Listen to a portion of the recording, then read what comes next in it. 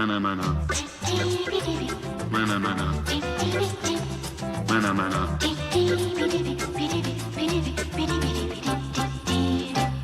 Mana mana. Hey, everybody. Jeff Imboden here. Well, a.k.a. Jaggy Jeff, back with another podcast. What would Jaggy Jeff say? Now, yes, you're looking at my ugly mug right now because this is my very first video podcast. I'm hoping it's working because I'm the director and producer and mixer and everything else. So, yeah. Anyway, I thought for my first video podcast, this also apparently goes out as audio too, like a lot of them that you guys listen to. But I want to make sure that it's going to play on YouTube and things like that. So for my very first one, I wanted to do a special kind of interview and bring somebody on with me. Since I got video, I can do that. See, isn't that cool? And so some of you probably know that follow me that I am a afternoon DJ on KOKO Radio. That's an AM station in Warrensburg, Missouri, which is just east of Kansas City. And I've been here for 21 years, but I want to introduce a guy here that's just getting ready to celebrate his umpteenth year at KOKO. I want to bring in Marion Woody Woods here. Come on in, Woody. How you doing, man? Good. If you want to put the headphones on so we can look official. Are we official yet? Well, we're on camera. Okay. So I want to make sure there. That's the bad news. We look.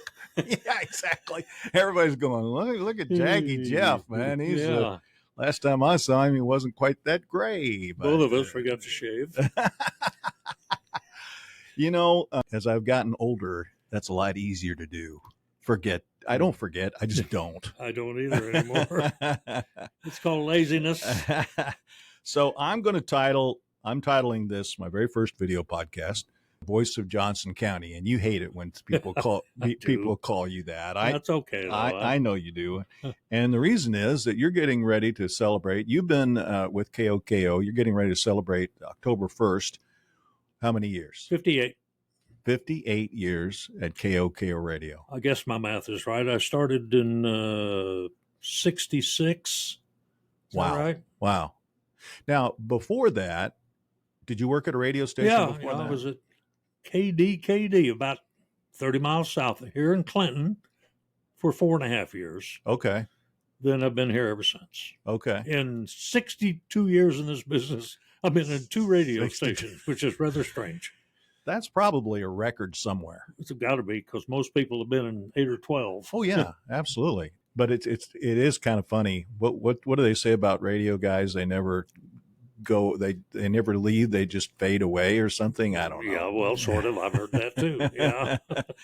So how did you get into radio? I've told you before it was by accident. Okay.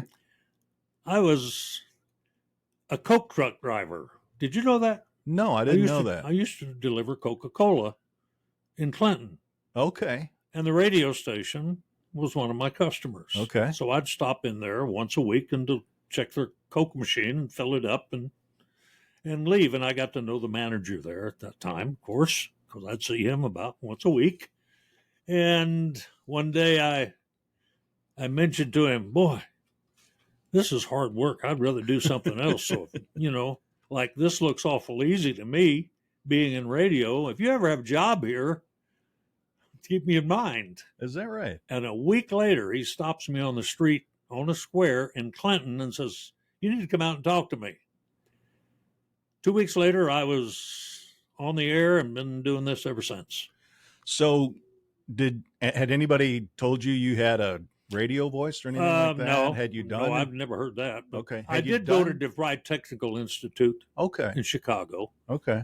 And my ambition at that time was television. I wanted to be, in the back of my mind, I was going to end up as a cameraman for Major League Baseball. Oh, that'd be fun. That's what I wanted to do. I wanted to be the cameraman to see baseball games every day. Yeah. That's probably for young guys, though. I'm thinking that can be I was pretty tough a teenager. Yeah. I started thinking like that. Yeah. Yeah. And that never panned out. But what did is fine.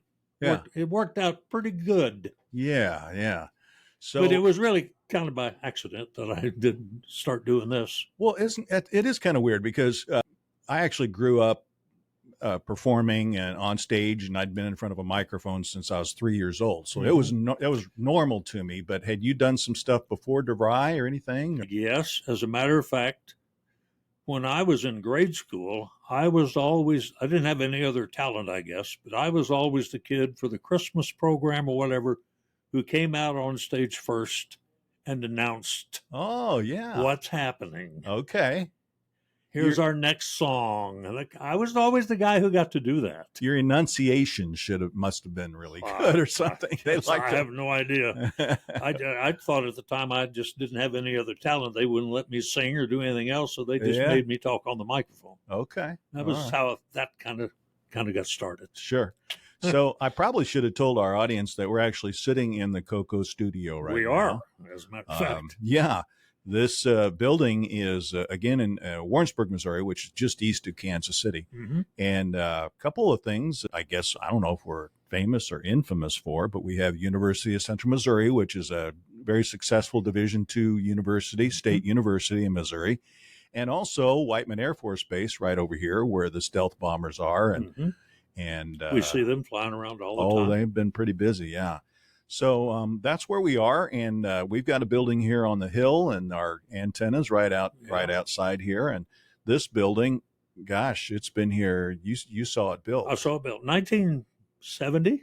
Okay, 1970. I saw this building going up. I've been in it ever since. Okay, it's a several rooms in the building, and I know the AM studio used to be right through that window right here to my left. That's what I thought. Yeah. So and I remember coming in interviewing with you. I was with the JCs at the time, the Warrensburg JCs, and we would come on the air and talk to you. Had a JC radio day, we called it. We did have a JC radio day. Yeah. That was a while back. Were you one of those guys? I was the president of it for a while. And we did the Toys for Tots. We did the 4th of July fireworks. Yeah. JCs were pretty busy. Anyway, I remember coming in there. And I remember what it looked like. You've got to tell the audience the difference. I want to talk about the difference between back then, as far as the equipment and what you had to do compared to now. Okay, the studio we're sitting in right now has no reel-to-reel machine, no cartridge machines, no turntables. In that studio that was through that window right there, there were a couple of turntables, tape machines, cartridges that had the commercials on them everywhere. Yeah. Now we have none of that because it all comes out of your hard drive on the computer. It's all computerized. Yeah, as a matter of fact, commercials, the music, everything. And right behind you is the satellite receivers. Yep. Everything comes in, like the Royals, the news, the national and state news, all comes in via satellite, and we don't even have to be here to do it. That's right. But back then, flip a button, lock the door on your way out. Yeah. But back then you told me, well, when you said the carts, we probably need to explain it. It looked like an 8-track cartridge. Yeah, it did. You just plugged it in there, just shoved it in like you would an 8-track. When it was time to play a commercial, you pushed a button, a commercial played. When it was done, you pulled it out, put another one in. So it actually was a tape. Yeah, it was a tape inside it. Yeah. Yeah. It was a single track tape. Single track tape. Yeah. Okay. And I remember coming out here in the 80s, we had to cut some commercials. My wife ran for office way back in the day, and we went downstairs, and you had a soundproof room. That room is still there, but it doesn't look too good. It doesn't look too good, but it's still got the foam and stuff on the walls and ceiling and cork. Basically, it's cork. And it's got that old reel-to-reel thing, and it's got another thing where you would cut and splice the tape. Right? I learned how to do that really well. Well, we might explain to them what that is, because I'm talking about you would record it onto a tape. Right. And this is really the way the Beatles did it back in the day, too. You know, when they first started recording, that's what it was. They used a master tape. And I'd read where some of the early songs they did, I'm getting off. Well, we play a lot of Beatles here, don't we? Where they would just tape right over. So they lost a lot of the master tapes of the early songs, She Loves You and all that. No master tapes exist because they just, well, for one thing, they couldn't afford to buy a lot of tape. So that's what you guys did down there. And then you would actually run it across a machine that had the reels on both sides, Right. had your headphones in, right? Right. And you could hear it. Right. And you would pick the spot where you wanted to splice a tape, and you just actually take a razor blade and cut it.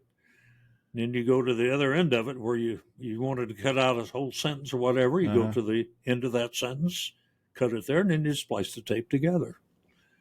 Yeah. You want to go back to that? No, I don't want to go back to that. It's so much easier. Kind of easy now. It's so much easier now. Yeah. I just watched you do right before this, do the weather. Yeah. And you brought up Adobe Audio is what we use, Audition. And took out a couple of gaps. And cut the end off that you didn't like. Yeah. It's so easy. It's all computerized. But, you know, you and I talked about, and, you know, going back to those days and now, all the changes that you've seen in the radio business over those 58 years, well, more than 58 years. How long is this program? Yeah, well, I think I paid for 5 hours. I just hit my head on it is not the same thing now as it was then.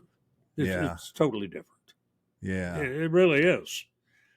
It was like once your air shift started, if you had a 4-hour gig on the radio, you were pretty much chained to this chair because you couldn't do anything. Because when a record ended, you had to start something else. When a commercial ended, you had to start something else. Now, did you have to? What about when the news came in? Did you have to watch the clock? Oh yeah, you joined it live. You had everything had to be timed out to the second.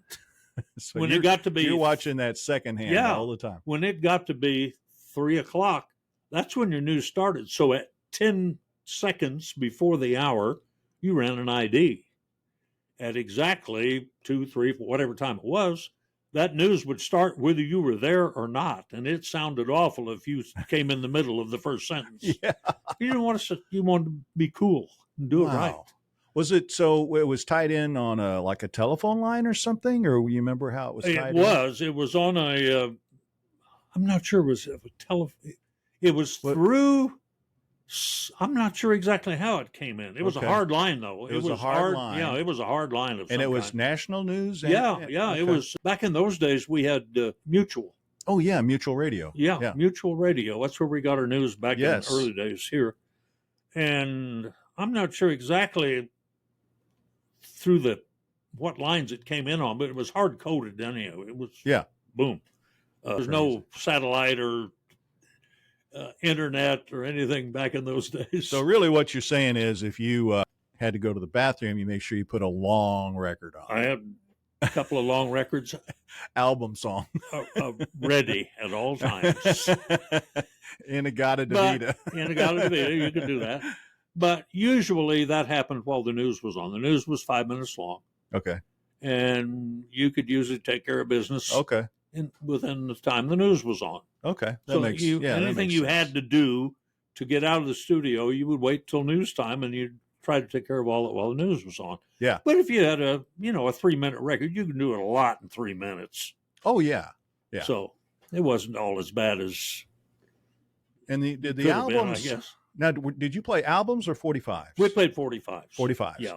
In my early days, when I was in Clinton, we had some albums we played down there, big band stuff or whatever. Oh, okay. But most of my career has been playing 45s up until the advent of the hard drive and the computer, when all your music is in there. Yeah, that makes sense. So the 45s, did they have, and they had how long the song was? It would say 2 minutes and 30 seconds or something. Yep. Okay.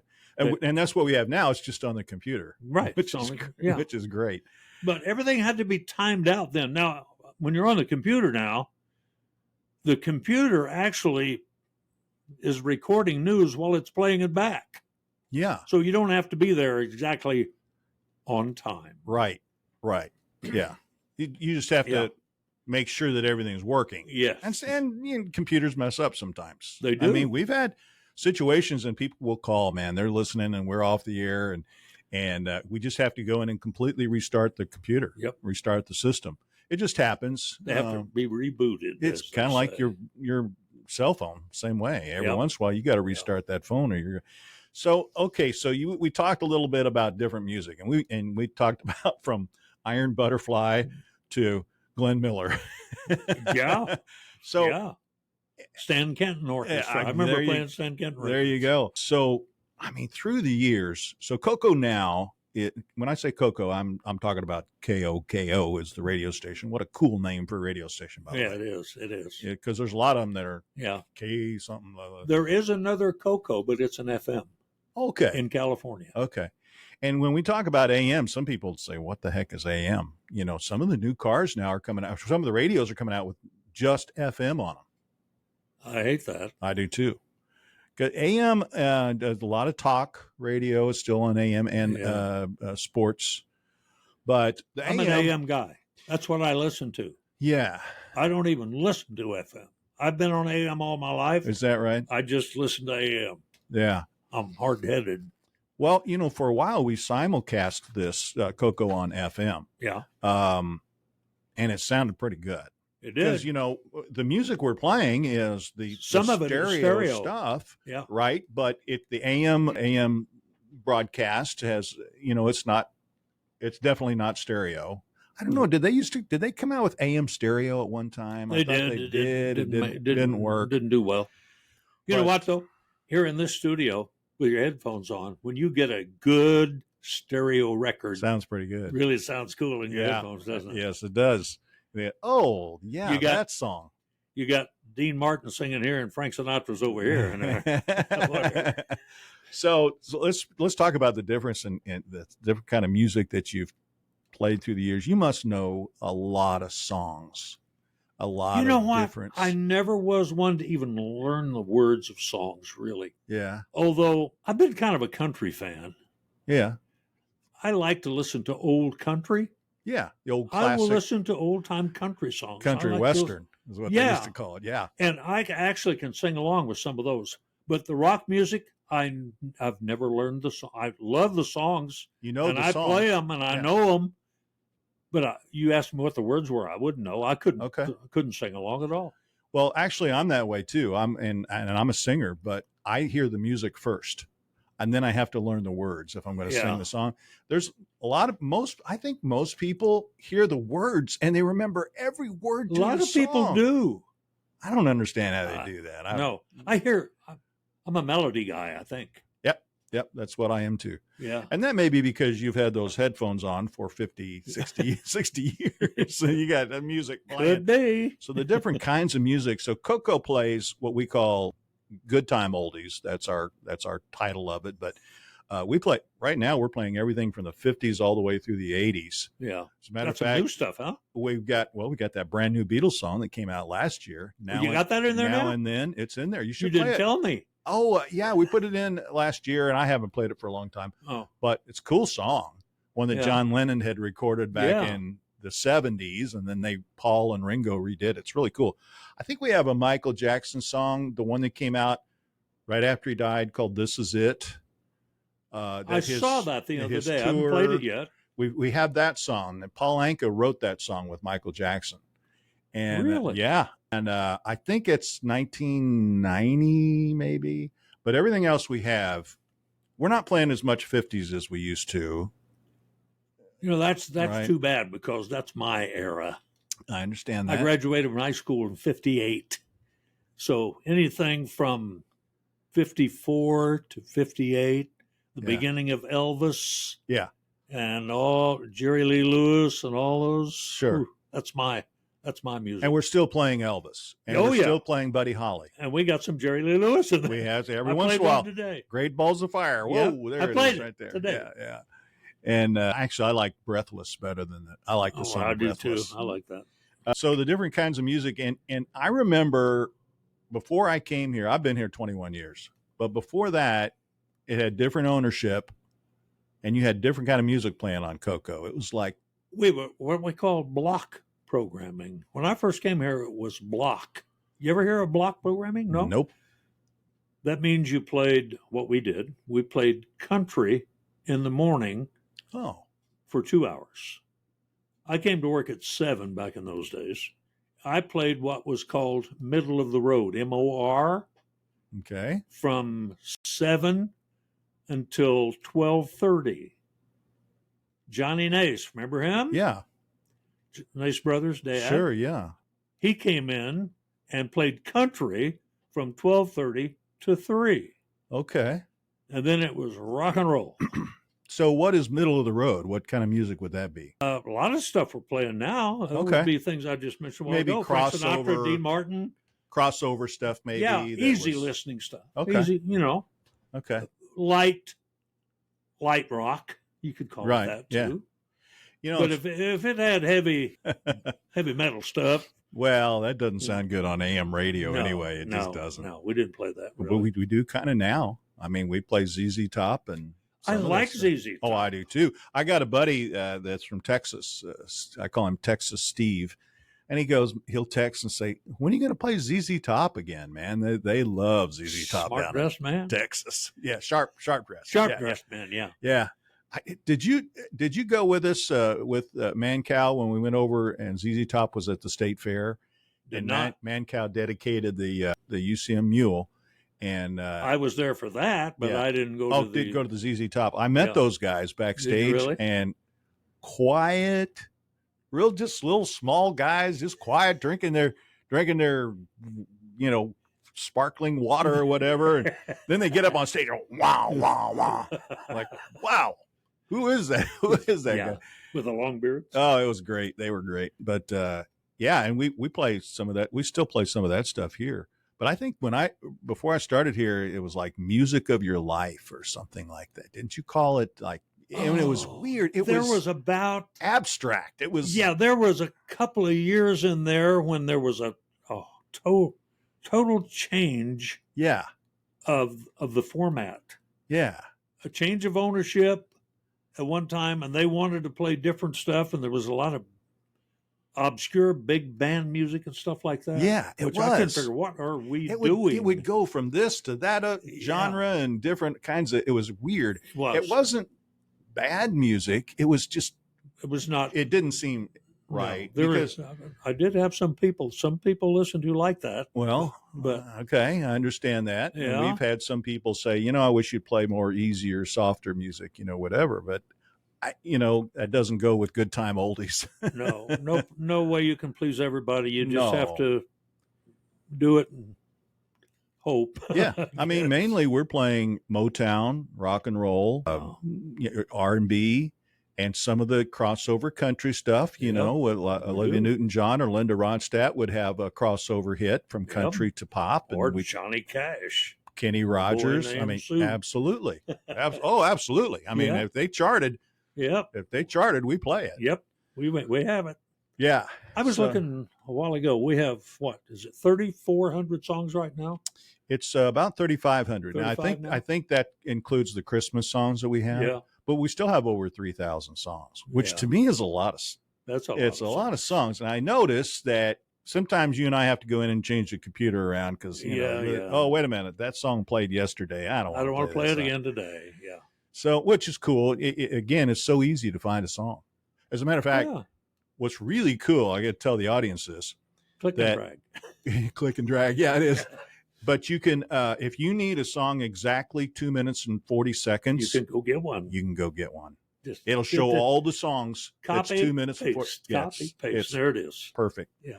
So that's why you and I know you do the morning show, I do the afternoon, Monday through Friday, that we've got it where, you don't have a song that bleeds over into the next hour, 3 or 4 minutes into the next hour. Yeah. You can time it out. Yep. As long as the computer's working, you can time it out. And it works 99% of the time. It does. Yeah, it does. And No problem. now, Excuse me. how many ownerships have you been through? Do you know? One, Including the 2, newest. 3, 4. 4? Okay. 4. Yeah. Oh, 44 and 58. Well, yeah, I mean, that's 4 here, and then 1.5 at my other station. were you the half? No, it was a son of somebody who owned it before. I call that a okay. half. Okay.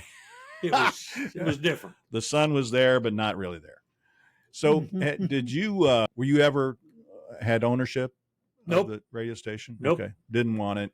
Well, I tried one time, but it didn't work out. Yeah. I okay. mean, a couple of guys and I made a bid to buy a station one time, Okay. and they turned us down. And I said, that's okay with me. I'll just continue to do what I'm doing. And that's what I've done.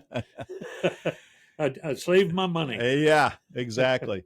So the other thing that you and I were talking about, you've had the opportunity to meet a lot of pretty cool people and people in the entertainment business, political, politics, important people. I remember you used to do something over in Jefferson City, the capital of Missouri, every year. Yeah. That they would bring you over for a whole day or a whole morning, I guess. Yeah, it was 4 hours usually from like 8 to noon. And you do a live show. What did you call that?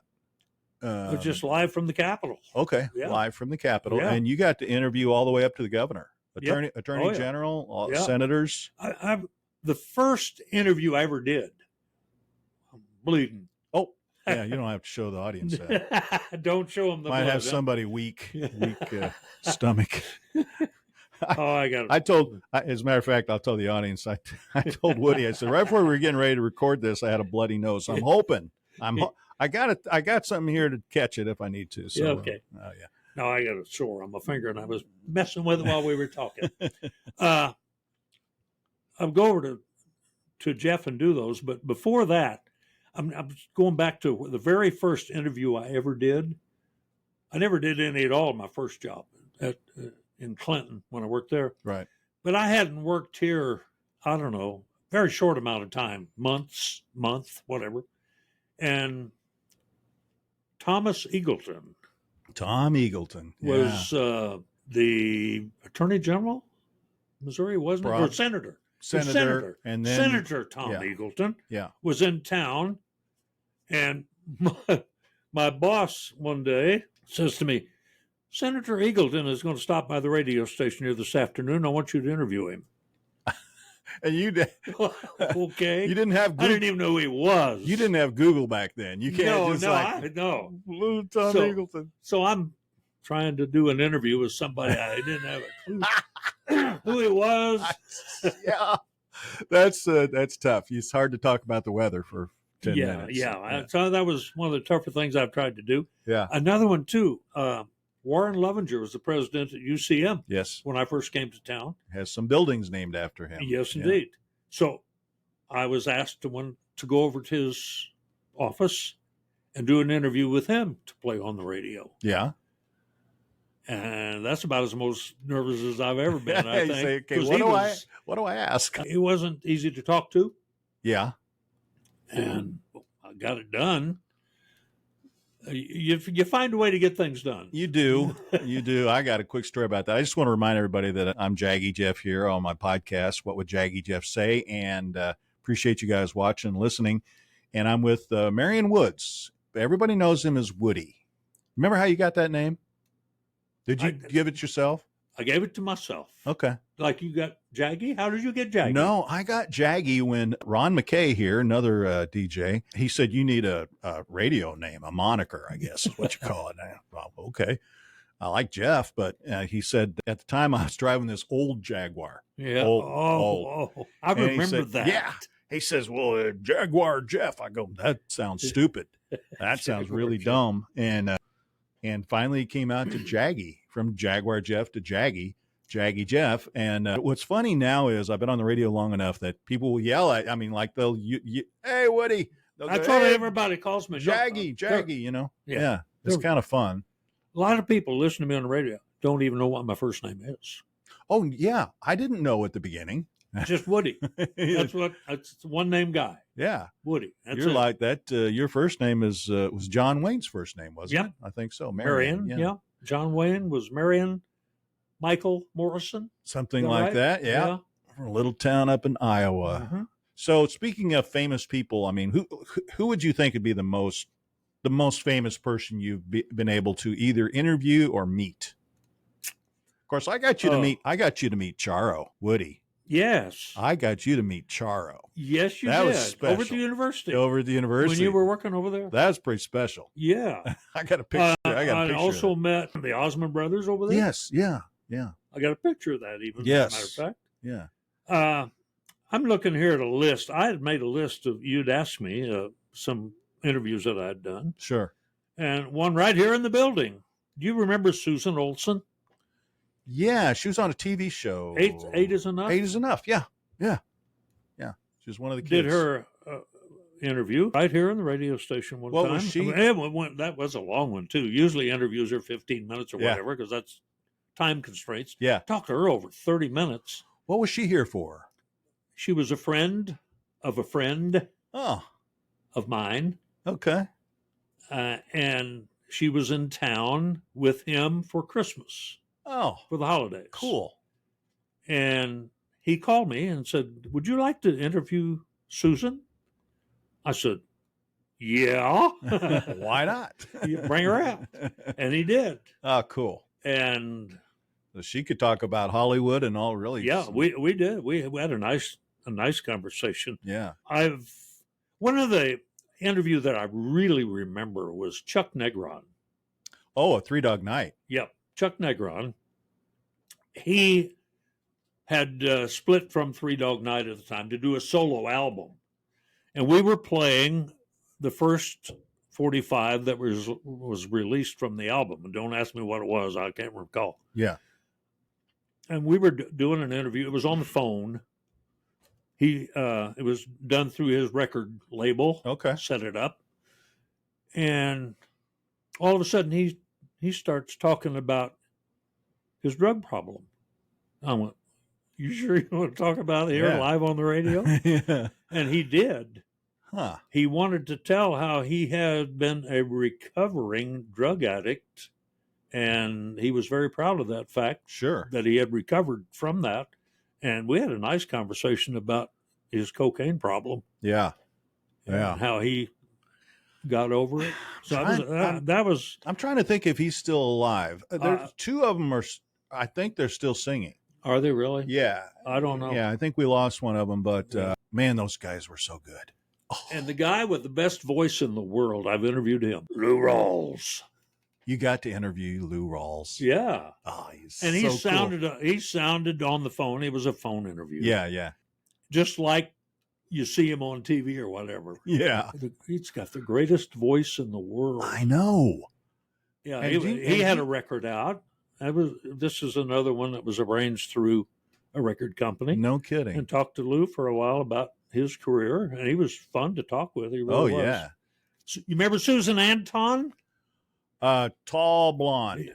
Well, Reddish. more reddish blonde. Okay. Yeah. Singing. She was on the singer? Johnny Carson show one night. Okay. And I saw her, and I thought, you know what? And I liked to, at that time, I had a thing I was doing where I would see if I could contact people. Oh, It was a game I was playing with myself. yeah. How would I contact Susan Anton? It's easier than you think, isn't it? Yeah. You know what I did? I heard this one really easy. I heard her mention she was from Yucaipa, California, whatever. I called directory assistance in Yucaipa, California. Is there an Anton in your listing?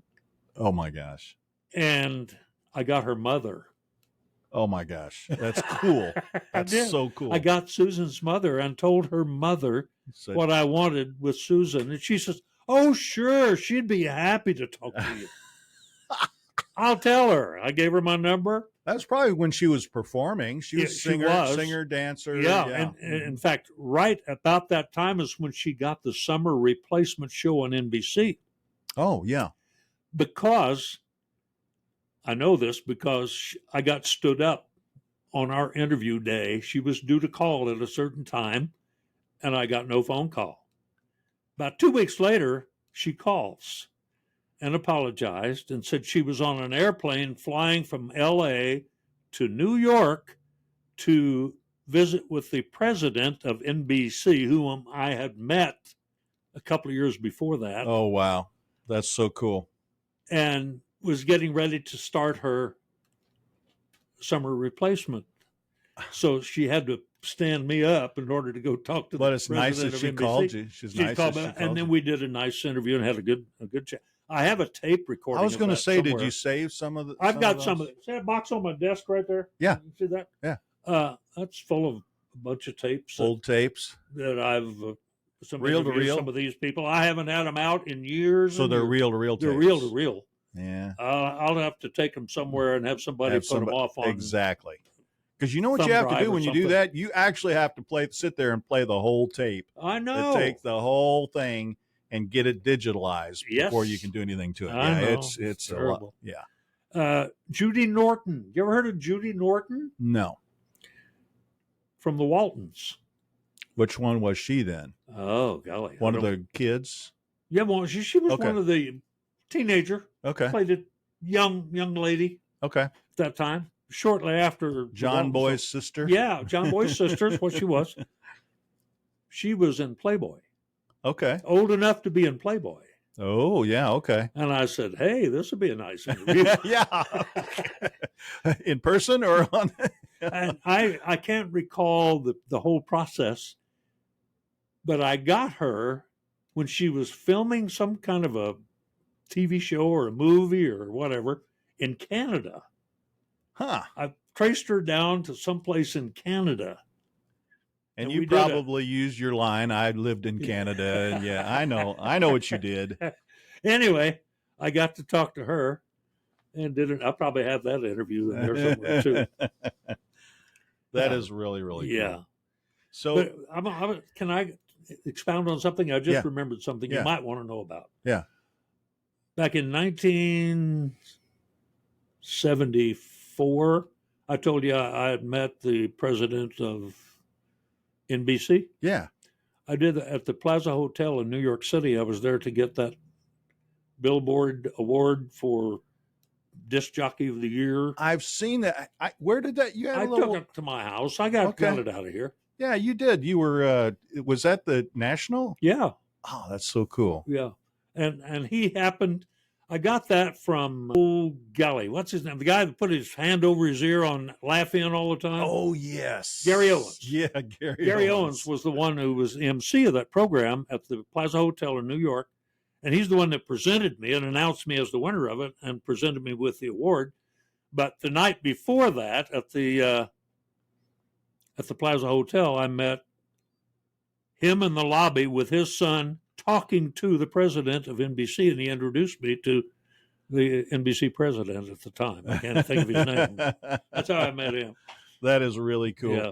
You know, I moved to, by the way, talking to Marion Woody Woods here at KOKO Radio on a what about a 95-degree day outside, Woody? It's supposed to be 94. I just heard you do the weather right before we started. Crazy.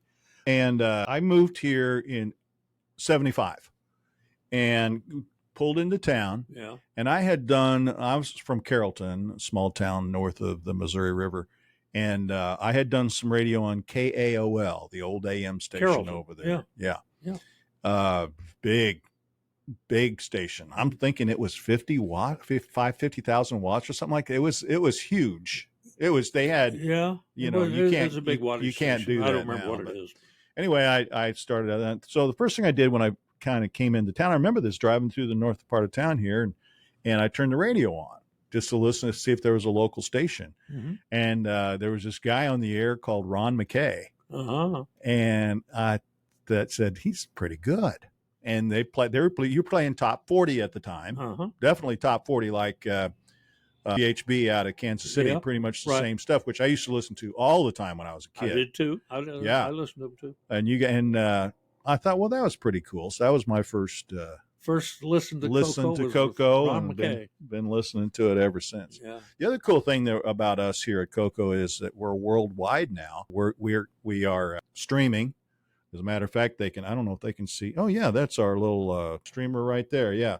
I'm looking down here at my camera. It looks like my camera's freezing, but sorry, folks. Anyway, yeah, WarrensburgRadio.com. That's our website, and you can listen live on that. Also, we're on TuneIn Radio, which is an app on your phone. Yeah. It's a free app, and it works great. And we're on Amazon Alexa as a skill, Yeah. which is pretty cool.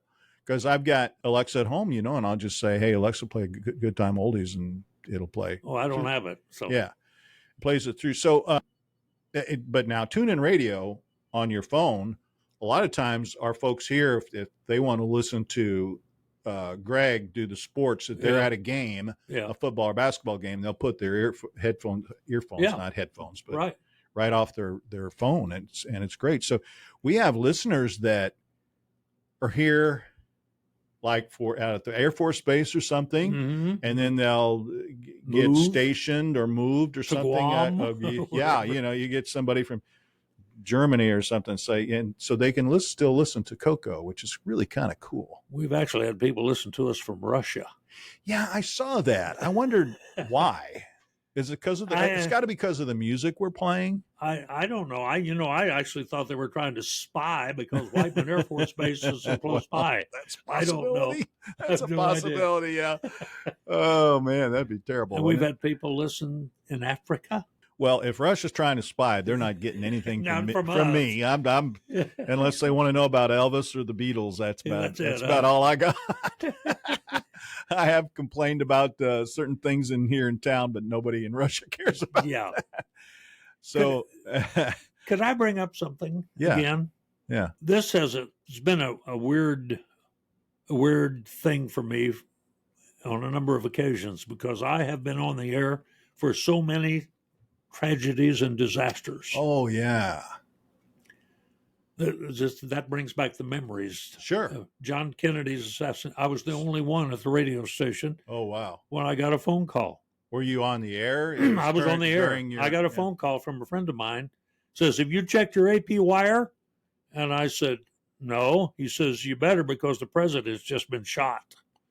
So I checked that. And then for 3 days, we did nothing, played no music, nothing but talk about that. And I've only been in radio for not even 2 years. You're kind of thinking, what do I do? So we just faked it for 3 days of doing nothing but reading copy and talking about that. No commercials, no music, nothing. It was one of the hardest things I've ever had to do. I was on the air when the space shuttle blew up. Yeah. I was sitting right here looking at the 80, TV set in the studio. 80 something.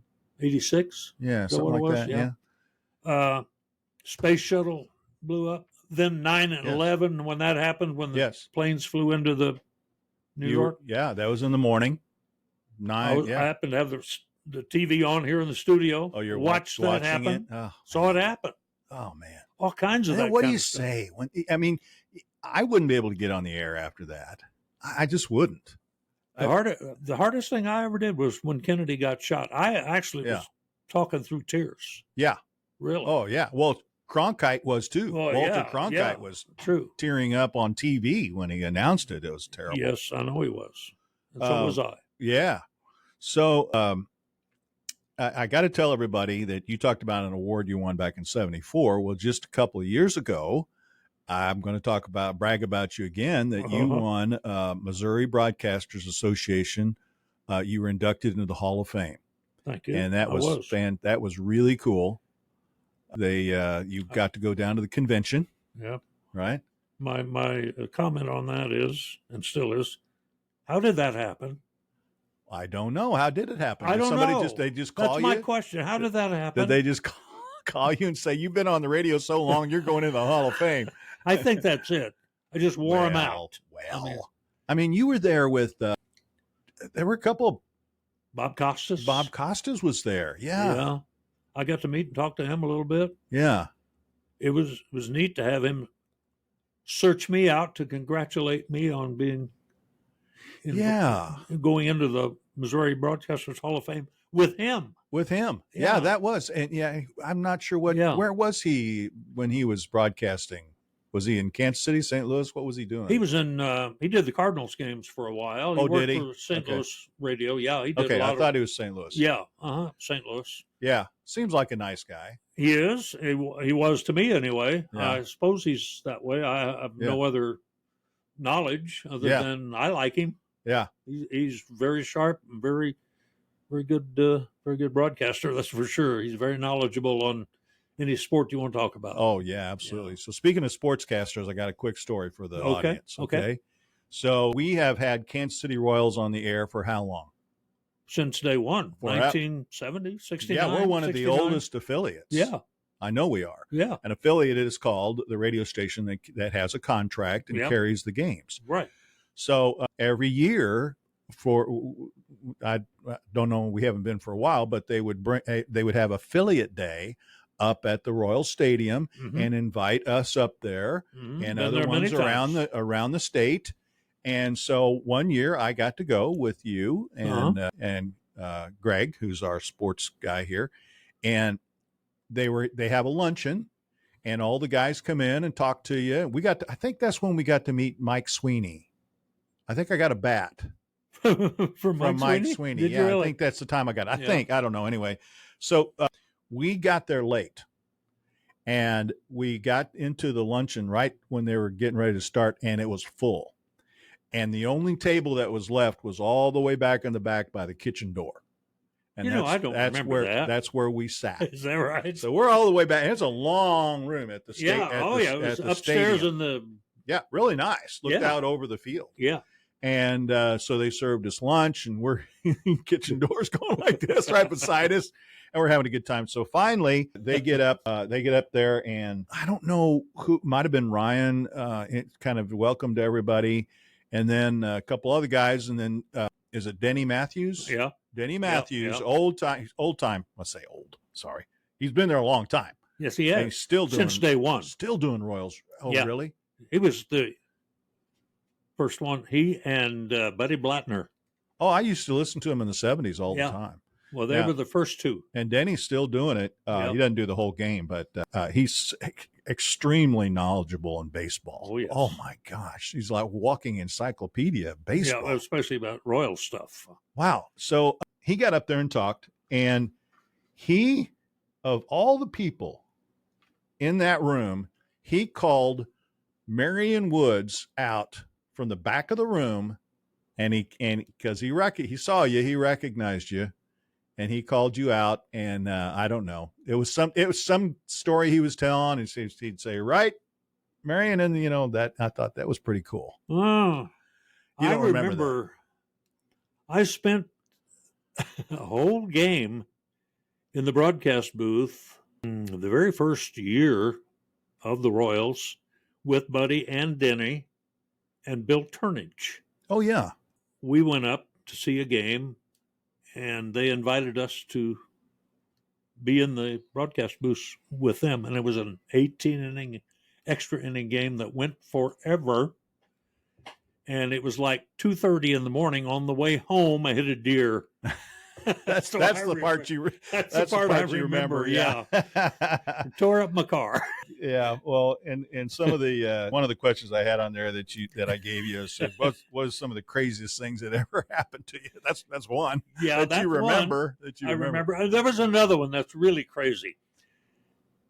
When we used to swap weekends. There was three of us working at KDKD in Clinton, and we would rotate weekends. So you'd have 2 weekends off, then you would work the next weekend. Okay. And 2 off and work. Well, I can remember a Sunday, we signed off at 5:00 on Sunday. It was a daytime station. So I'm reading, you had a 15-minute newscast to close your day out. You give all the news of the day, right? The weather and the news and sports, and you wrapped it up with a 15-minute newscast. And did you and where would you get that off the wire? No, yeah, print it off the wire. Yeah, back in those days, we don't even need that now. Right. But anyway, I have this. I got a stack of paper here. Everything I'm going to read is right here. Right here. Yeah. So I'm reading on the mic, just like I'm sitting here right now reading this, and all of a sudden there's a spider. Drops down from the ceiling, boom, right there, between me and my copy. And you're live. And I'm live on the radio. Uh-huh. So I lose my breath, kind of like that. I take the paper kind of fold it up and take a swat at that spider, Yeah. and threw my news all over the room. You still got 10 minutes to go. You go, Yeah. I don't know what to do. I don't even remember how I got out of it. What you got out of it? I don't even remember. And now here's Elvis. Yeah. But I threw all my copy just all over the room. That was the end of my Spider day. sat down beside him. Yeah. That was a big old spider. Just dropped it right down in front of me. Yeah, that's one of the crazy things that happens. Oh my gosh. I wish I had it. I think sometime I'm going to interview probably Greg over in the FM station. We have an FM station over in the studio. Down the hall. But I gotta, he sent me a picture. This building's been here a long time. We have a septic tank out back. Uh-huh. And I think either you or him came in one morning and went into the bathroom and opened the stool lid. It was him. It was him, and it was a frog. A frog in the stool. How in the world would a frog get in there? Had to come up from the septic tank. I guess that leads you to think snake, maybe? I don't know what's down in there. I don't even want to know. Oh, that was crazy. I think we still got the picture. We might put that on our next podcast with Greg just to show people it really was a big old frog. Oh my gosh. Yeah. So I'm going to tell another quick story because you talked about how early on in your career you're interviewing people and you're not sure exactly what to say or how to do it, all that early on. Well, we used to do, and radio stations still do it, what's called a remote. Mm-hmm. And where you would go, tons of them. you would sell a remote to a local business, and you'd go and actually broadcast live from their place of business or whatever they've got going on, or whatever event maybe or something. True. And so I had my very first remote was right across the road here at Johnson County Health Services. And it was my first one. So I said, Woody, would you please help? And you said, sure, yeah, I'll help, So I got everything. We had a tent, we had a table, we had the chairs, all the equipment, all the stuff. Yeah. I think we even had speakers there because we were playing music there. It was an event that they were having, a fundraiser or something. Anyway, so I had it all set up. No Woody. He's nowhere to be found. And I'm fretting, sweating. And because it was my first one, I really didn't know what I was doing. I wasn't sure if I could even hook it up right. You know? And about 5 minutes before I'm supposed to go live, and this is live on the air, you finally walk up. But you're not in a hurry. You're just kind of walking up, waving. Hey, you're remembering stuff that didn't happen. How you doing? No, I don't. My wife says I embellish. I don't embellish. And I'm thinking, I'm sweating, man. I got the headphones on the microphone. And finally you walk up and says, well, we about ready? I said, yeah, we go on in 2 minutes. You sit down, put your headphones on, boom. Go. I thought, you prima donna. You what? And it went off fine because you knew what you were doing. I had no clue what I was doing. I don't even remember that. I think you're making stuff up here. Well, you can understand when it's your first one. Oh, yeah. I definitely understand. Oh. I used to hate to do interviews. I didn't like to do them. I was nervous. Yeah. There's not much that'll make me nervous now, really. Yeah.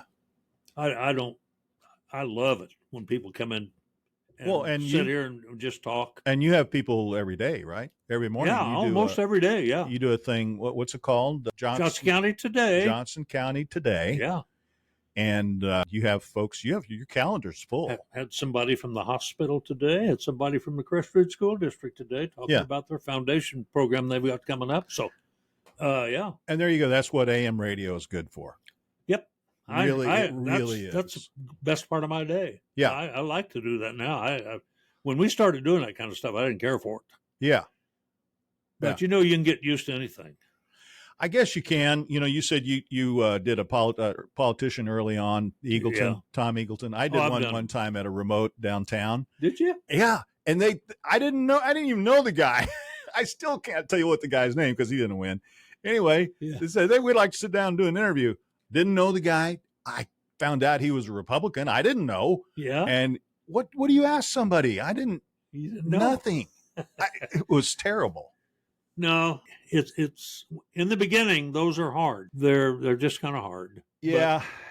Yeah. I But mean, like you said, though, I mean, I've been doing it for 21 years. I don't get nervous now at all. I really don't. no, I don't either. But a lot of people do when you stick a microphone in front of Tell you somebody's what. face. I was the most nervous guy there ever was the first 3 months. When I was hired, by the way, very first time when I came off of that Coke truck and went into the studio, it was I gave up a job that was paying pretty well driving a Coke truck for one that didn't pay as much on a 3-month probation. I was betting on me. Okay. And I was a nervous dude, boy. Yeah. Because they said if it doesn't work out. I was just a young kid living at home with mom and dad yet. So if it didn't work out, you were gone. I was gone. Yeah. If it didn't work out, I was gone. I didn't have a job. If you said a cuss word on air, you were out of there. Yeah. I've never done that, by the way. We did have somebody do it here. Oh, yeah. We've had somebody do it here. That would be Man Cow. Eric, Well, we've had Muller. other people do it here. Oh, too. really? Oh, yeah. That was back Oh. when it was live. We had a guest here one day. No. Who never even knew they did it. No. No, yeah, we did. I'll tell you a story later. Okay. Not for children. No, it's not. No, this is a podcast. We can actually use curse words. Okay. Anyway, it happened during our wine show. Okay. One of our winery people Yeah. from California, I believe she was a lady Yeah. who spoke very badly. It didn't bother. She was No, and live she didn't on the even know it. live on the radio. Yeah. Made I gotta- me a nervous wreck. I got to tell our audience that you guys do a wine show every Friday morning. That'd be tomorrow morning, I guess. Tomorrow morning, and normally, I mean, always record it and play it back Saturday. Saturday. We can't do Same that time this week. Oh, what's going on? Football game starts at 10 o'clock Saturday I morning. didn't know it started at 10 o'clock. 10 o'clock pregame show, 11 o'clock kickoff for the Mules. Okay, they're Saturday. in Michigan. Michigan. That's why. Yeah, Okay. that's why. Grand Rapids. I forgot about that. Yep. Well, usually, yeah. It's, Usually it's played back Saturday morning. it's 9:30 Central Time on Friday morning. And then at 10:10. You replay Saturday. it Saturday morning. Mhm. So, folks, it's a fun show. These guys have a lot of fun. Yeah, we do. We probably should video that sometime. These guys will have like 8 bottles of wine lined across. That's about here. it is. 8 bottles. Yeah, Right there. and some great wines. They are. And Good. you know, nobody ever drinks it. Well, You you're a spit wine it all guy. You out. know all that Yeah, you stuff. spit it all out. You don't ever drink. Ah, don't drink it. Never, No. no. I wouldn't do that. No, not be live on the air.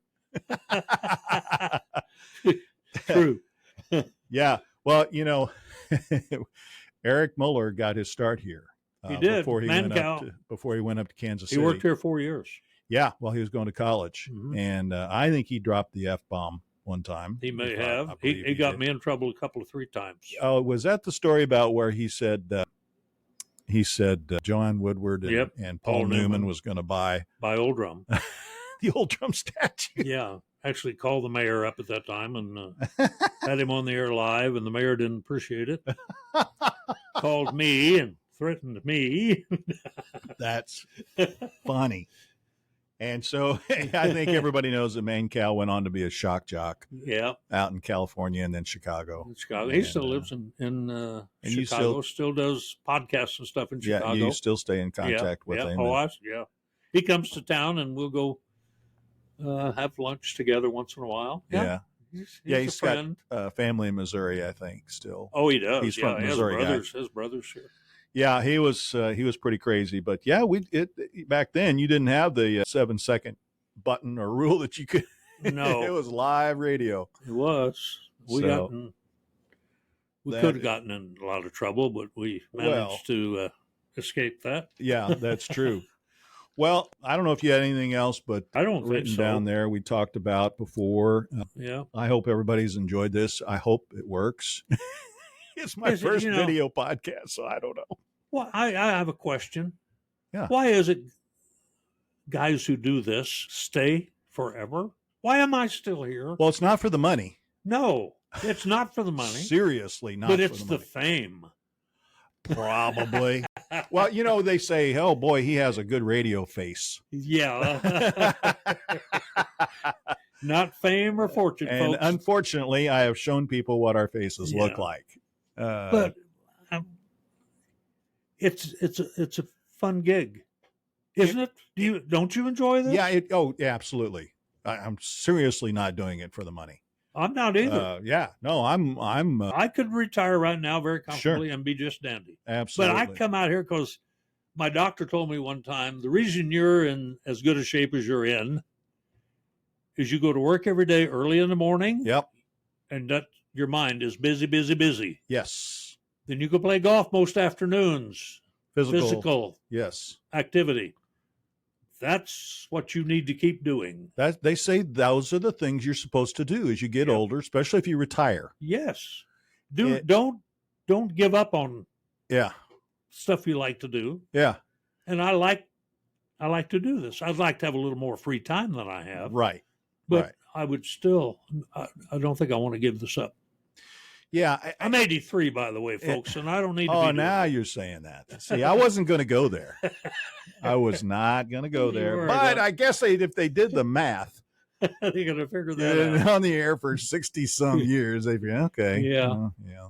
But that's still pretty cool. And what's interesting, too, is I'm going to give you a kudo here, is that your voice has still stayed good.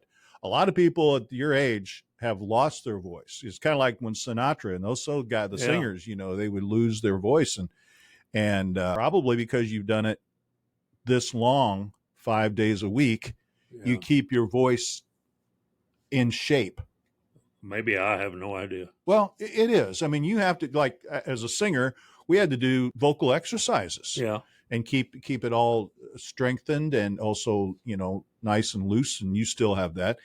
I'm surprised that at my age, I don't have some of the voice that goes bad. Yeah, but you're only like 45. Yeah, right. 45 or something. Yeah, somewhere around there. There's no reason to even talk about that. That's not even another day subject. Okay. Because you look at your age on your driver's license, you go, well, what is that? Yeah. I'm not that old. That's old. I don't understand. That just doesn't make sense. Yeah. Well, we've been talking, guys. We've been talking here, and thank you, by the way, for inviting me to be a part of your initial. Oh, this is great. Video podcast. This is great. And you said how long, and I said whatever, and we've gone over an hour, which is great. And you and I could keep We're just talking. boring people to death, though. Well, we're probably. Probably.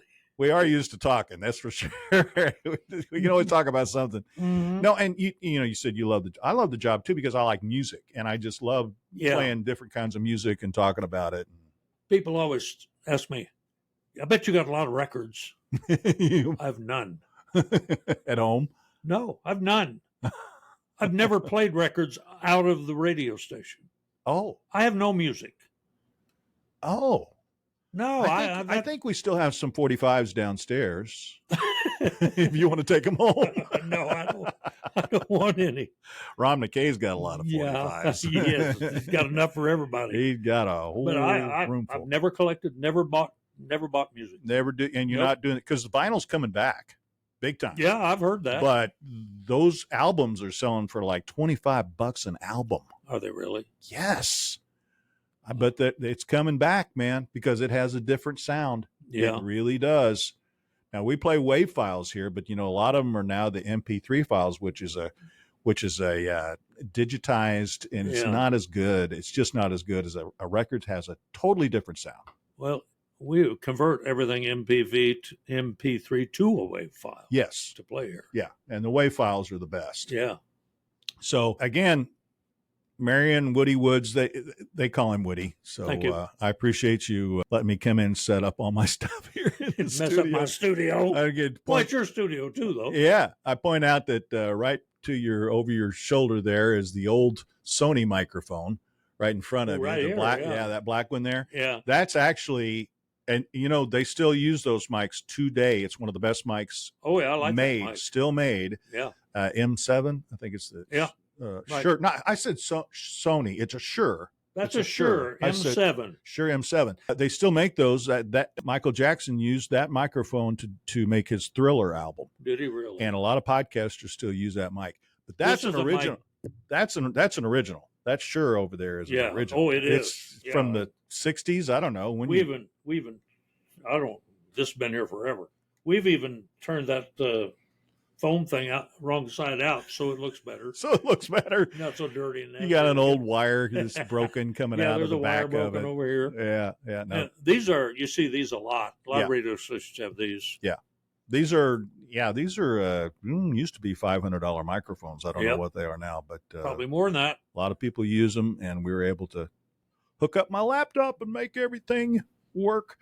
Again, thanks a lot. Appreciate it. You're welcome. Everybody sir. tune in. By the way, check me out online, jaggyjeff.com. Also, like we talked about, KOKO Radio at warrensburgradio.com. We're also on TuneIn Radio and Alexa. My podcast is on Apple and Spotify, iHeart, Amazon. It's going to be, I'm hoping this is going to be on YouTube. That's what we're going to do. And I also do a blog with the same name, What Would Jaggy Jeff Say? And I'm on social media. Check me out on social media. Thanks for listening, everybody.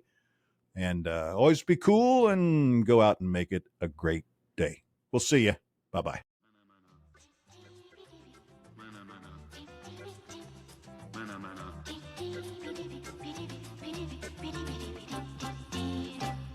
Mana mana.